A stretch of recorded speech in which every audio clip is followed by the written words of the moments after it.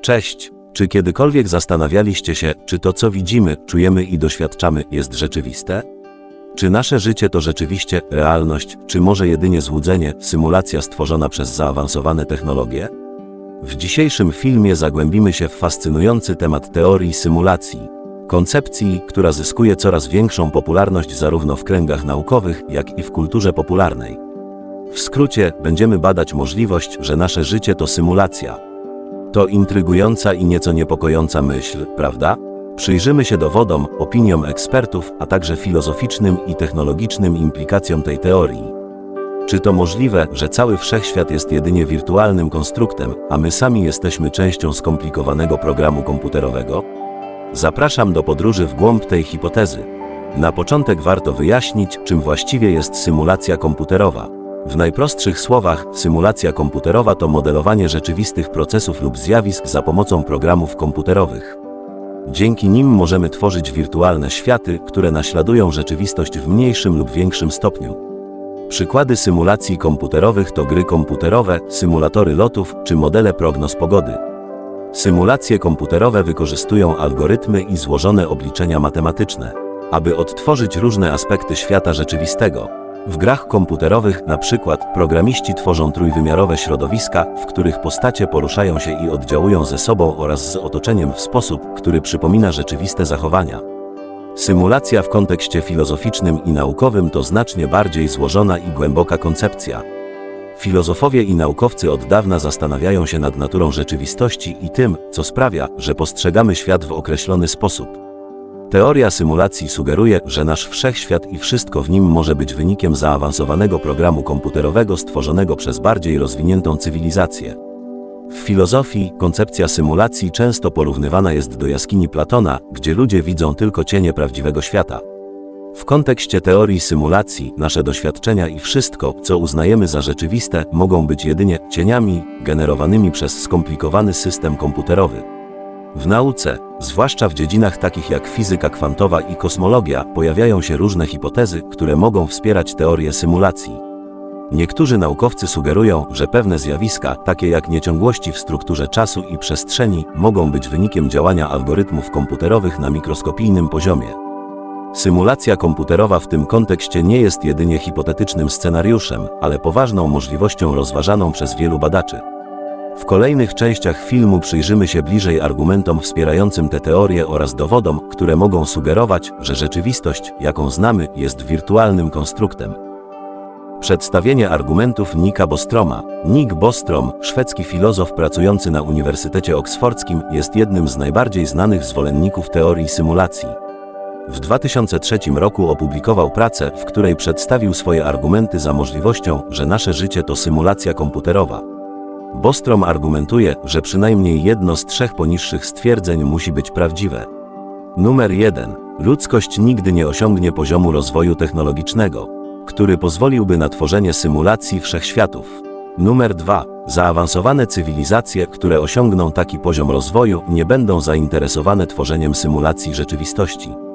Numer 3. Prawdopodobieństwo, że żyjemy w symulacji, jest niezwykle wysokie. 3 hipotezy Bostroma dotyczące możliwości symulacji. Pierwsza hipoteza zakłada, że ludzkość, z powodu ograniczeń technologicznych, nigdy nie osiągnie poziomu rozwoju umożliwiającego tworzenie symulacji wszechświatów. Oznacza to, że nasze technologie nigdy nie będą na tyle zaawansowane, aby realistycznie symulować rzeczywistość w pełnej jej złożoności. Druga hipoteza mówi, że nawet jeśli ludzkość lub jakakolwiek zaawansowana cywilizacja osiągnie taki poziom technologiczny, to z różnych powodów nie będzie zainteresowana tworzeniem symulacji rzeczywistości. Mogą to być powody etyczne, filozoficzne, czy po prostu brak zainteresowania takimi projektami. Trzecia hipoteza sugeruje, że jeśli ludzkość osiągnie odpowiedni poziom technologiczny i zdecyduje się na tworzenie symulacji, to istnieje ogromne prawdopodobieństwo, że my sami żyjemy w jednej z takich symulacji. Bostrom argumentuje, że zaawansowana cywilizacja mogłaby tworzyć ogromną liczbę symulacji, co oznaczałoby, że liczba istniejących symulowanych rzeczywistości przewyższałaby liczbę prawdziwych rzeczywistości. W takim przypadku szanse, że nasze życie jest jedną z tych symulacji, są bardzo wysokie. Bostrom swoje argumenty opiera na założeniu, że rozwój technologiczny postępuje wykładniczo i że nie ma fundamentalnych przeszkód, które uniemożliwiałyby stworzenie symulacji wszechświatów.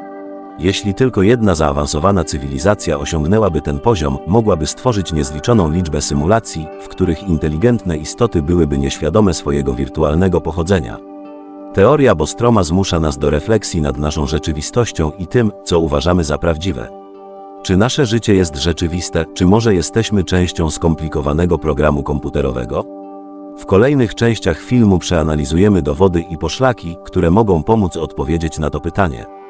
Teoria symulacji, jaką zaproponował Nick Bostrom, wywołuje wiele pytań i zapewnia miejsce dla licznych argumentów i poszlak, które mogą sugerować, że rzeczywiście żyjemy w symulacji.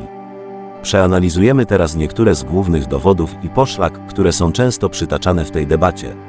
Numer 1. Zjawiska anormalne i nienaturalne. Istnieją zjawiska w naszym codziennym doświadczeniu, takie jak déjà vu, synchroniczność, czy nawet niektóre przypadki parapsychologiczne, które trudno wytłumaczyć w ramach tradycyjnych teorii rzeczywistości.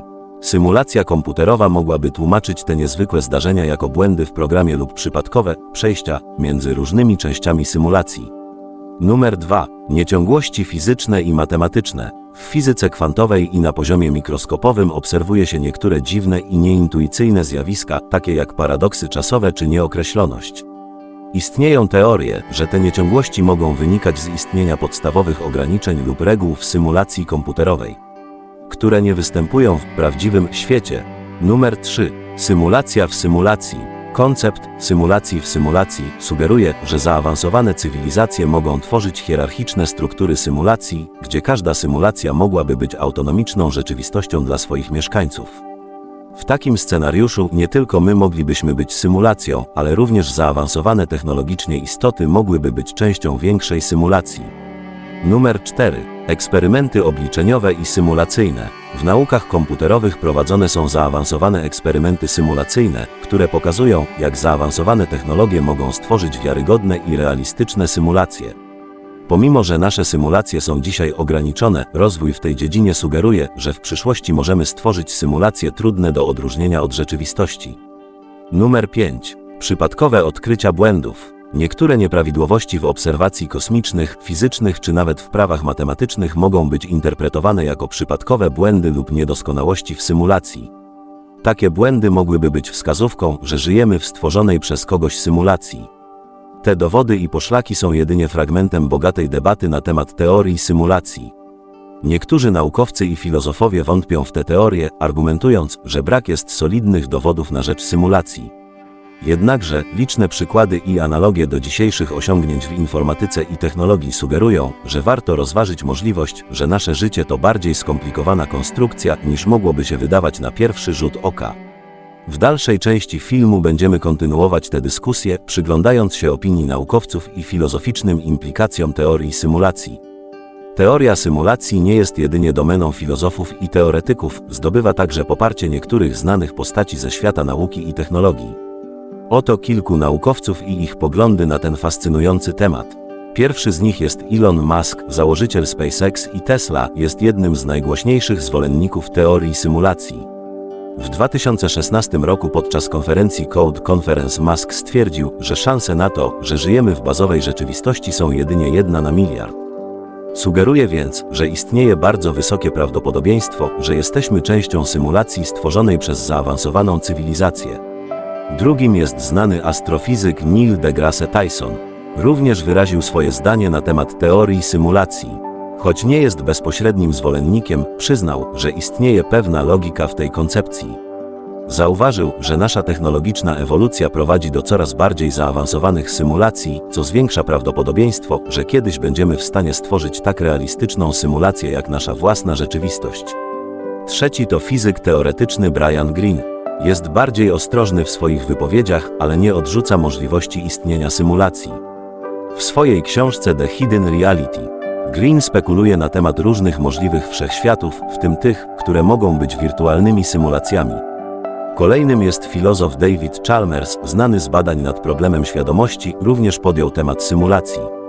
Choć nie opowiada się jasno po jednej stronie debaty, jego prace nad problemami świadomości mogą mieć zastosowanie do kwestii: jak rozpoznajemy, czy jesteśmy w symulacji, czy nie? Opinie tych naukowców pokazują, że teoria symulacji jest tematem, który budzi zainteresowanie i kontrowersje wśród ekspertów różnych dziedzin.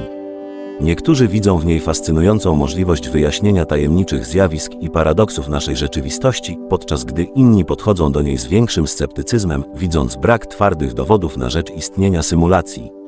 W kolejnych częściach filmu przyjrzymy się bliżej badaniom i eksperymentom, które mogą dostarczyć więcej wskazówek dotyczących tego, czy nasza rzeczywistość jest prawdziwa, czy też tylko wirtualną symulacją.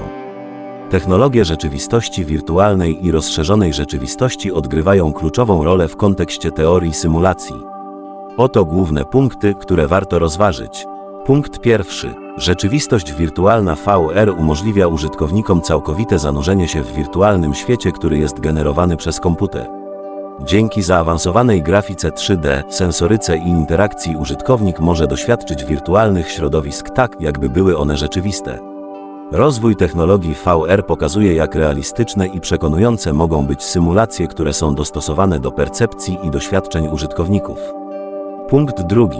Rozszerzona rzeczywistość AR pozwala na nakładanie elementów wirtualnych na rzeczywisty świat, widziany przez użytkownika za pomocą urządzenia mobilnego lub specjalnych okularów. Przykłady to popularne aplikacje takie jak Pokémon Go, które integrują wirtualne postacie i obiekty z rzeczywistymi miejscami. AR pokazuje, jak technologia może łączyć wirtualne i rzeczywiste elementy, tworząc hybrydowe doświadczenia percepcyjne. Jeśli ludzkość rozwija tak zaawansowane technologie VR i AR, to co mogą osiągnąć bardziej zaawansowane cywilizacje? Przy założeniu, że istnieją cywilizacje tysiącleci bardziej rozwinięte od naszej, można przypuszczać, że ich zdolności do tworzenia symulacji mogą być nieporównywalne z naszymi obecnymi możliwościami. Jeśli takie cywilizacje są w stanie stworzyć symulacje, które są nie do odróżnienia od rzeczywistości, to dlaczego nie moglibyśmy żyć właśnie w jednej z tych symulacji? Teoria symulacji ma głębokie konsekwencje filozoficzne i etyczne, które wymagają poważnego rozważenia. Oto kluczowe aspekty, które można podjąć podczas dyskusji na ten temat. Punkt pierwszy. Natura rzeczywistości i percepcji. Jeśli przyjąć, że istniejemy w symulacji, to jak to wpływa na nasze rozumienie rzeczywistości i naszą percepcję świata? Czy nasze doświadczenia, emocje i decyzje mają taką samą wartość, jeśli są tylko produktem symulacji komputerowej? Punkt drugi. Etyka stworzenia symulacji. Gdybyśmy mieli zdolność stworzenia zaawansowanej symulacji, to jakie są nasze moralne obowiązki wobec stworzeń w tej symulacji? Czy istoty symulowane mają takie same prawa i godność jak rzeczywiste istoty? Punkt trzeci. Wolna wola i determinizm. Czy istniejące w symulacji istoty mają prawdziwą wolną wolę, czy są jedynie programowanymi postaciami, które działają zgodnie z algorytmami? Problem wolnej woli w kontekście symulacji staje się głębszy, gdy rozważamy, czy nasze decyzje są autentyczne czy z góry zaprogramowane. Punkt czwarty. Istota świadomości. Co oznacza świadomość w kontekście symulacji? Czy istoty w symulacji mogą być świadome swojego wirtualnego istnienia? Jeśli tak, to czy ich świadomość jest równie ważna i realna jak nasza rzeczywista świadomość? Teoria symulacji stawia pytania o sens życia i naszą rolę w większym kontekście rzeczywistości. Czy istnienie w symulacji zmienia nasze postrzeganie celu naszego istnienia? Czy nasze działania i doświadczenia mają znaczenie, nawet jeśli są częścią wirtualnego świata? Technologie rozwijające się w dziedzinie informatyki, sztucznej inteligencji i obliczeń kwantowych kładą fundamenty pod tworzenie coraz bardziej zaawansowanych symulacji. Oto kluczowe aspekty dotyczące przyszłości symulacji. Numer 1. Postęp w informatyce kwantowej. Obecne badania nad komputerami kwantowymi mogą znacznie zwiększyć moc obliczeniową i szybkość przetwarzania danych, co jest kluczowe dla tworzenia bardziej skomplikowanych symulacji. Zaawansowane obliczenia kwantowe mogą umożliwić generowanie realistycznych symulacji, które są poza zasięgiem obecnych technologii. Numer 2. Rozwój sztucznej inteligencji. Postęp w dziedzinie sztucznej inteligencji może prowadzić do stworzenia bardziej autonomicznych postaci i inteligentnych agentów w symulacjach. Zaawansowane algorytmy uczenia maszynowego mogą pozwolić symulowanym bytom na bardziej złożone interakcje i adaptacje do zmieniających się warunków wirtualnego świata. Numer 3. Symulacje wielopoziomowe. Koncepcja symulacji wielopoziomowych sugeruje, że symulacje mogą być bardziej złożone niż myślimy. Zaawansowane cywilizacje mogą tworzyć hierarchię symulacji, gdzie każda kolejna jest bardziej szczegółowa i złożona od poprzedniej. Taki model pozwala na tworzenie symulacji, które są bardziej zbliżone do rzeczywistości. Hipotetyczne scenariusze odkrycia, że żyjemy w symulacji. Punkt pierwszy. Eksperymenty naukowe. Przyszłe eksperymenty naukowe, które mogą odkryć nietypowe wzorce w rzeczywistości, mogą dostarczyć dowodów na istnienie symulacji. Odkrycia takie mogłyby pokazać błędy w kodzie symulacji lub inne anomalie, które nie pasują do naturalnych praw rzeczywistości. Punkt drugi. Technologiczne przełomy. Postęp w technologii, który umożliwia stworzenie bardziej realistycznych symulacji, może również prowadzić do zrozumienia, jak istoty w symulacji mogą odkryć swoje wirtualne pochodzenie. Zaawansowane technologie mogą umożliwić mieszkańcom symulacji badanie i eksplorację swojego świata w sposób, który pozwala na odkrycie jego wirtualnej natury. Przyszłość symulacji jest pełna możliwości i wyzwań technologicznych oraz filozoficznych. Postęp w informatyce i sztucznej inteligencji otwiera drzwi do tworzenia symulacji, które mogą być trudne do odróżnienia od rzeczywistości. Kwestia odkrycia, czy rzeczywiście żyjemy w symulacji, pozostaje otwarta, ale rozwój technologii i naukowych eksploracji mogą przynieść nowe światło na tę fascynującą debatę. Zachęcamy wszystkich widzów do aktywnego udziału w dyskusji na temat teorii symulacji w sekcji komentarzy poniżej filmu. Podzielcie się swoimi przemyśleniami, pytaniami oraz opiniami na temat tego, czy uważacie, że istnieje możliwość, że żyjemy w symulacji. Wasze spostrzeżenia mogą wzbogacić naszą wspólną dyskusję na ten intrygujący temat. Jeśli zainteresowała Was nasza eksploracja teorii symulacji oraz chcielibyście być na bieżąco z naszymi kolejnymi produkcjami, zachęcamy do subskrybowania naszego kanału YouTube oraz polubienia tego filmu. Dzięki temu nie przegapicie żadnych nowych odcinków i kontynuacji naszych tematycznych serii.